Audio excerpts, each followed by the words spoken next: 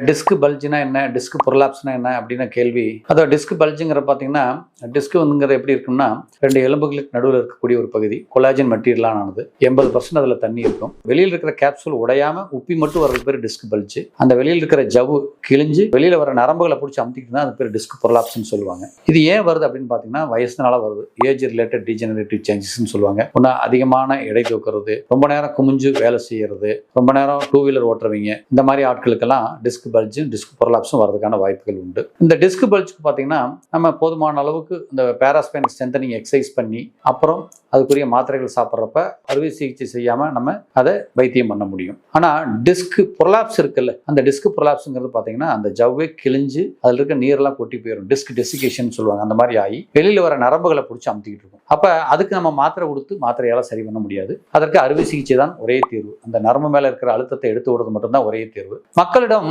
தண்டுவடத்தில் operation பண்ணா நடக்க முடியாம போயிடும், நரம்பு அந்து போயிடும் அப்படிங்கிற மாதிரியான தவறான எண்ணங்கள்லாம் உள்ளது. அப்படிலாம் கிடையாது. தண்டுவட அறுவை சிகிச்சை எல்லாம் முதல் நாள் காலையில பண்ணி அடுத்த நாள் காலையிலே அனுப்பக்கூடிய அளவுக்கு எம்எம் மருத்துவமனையில் எல்லா டெக்னாலஜியும் எண்டாஸ்கோப்போட எல்லாமே உள்ளது. நடந்து வர்ற பேஷண்ட் வலியை நீக்கிக்கிட்டு அடுத்த நாள் நடந்தே போற அளவுக்கு இங்க அறுவை சிகிச்சை செய்ய முடியும்.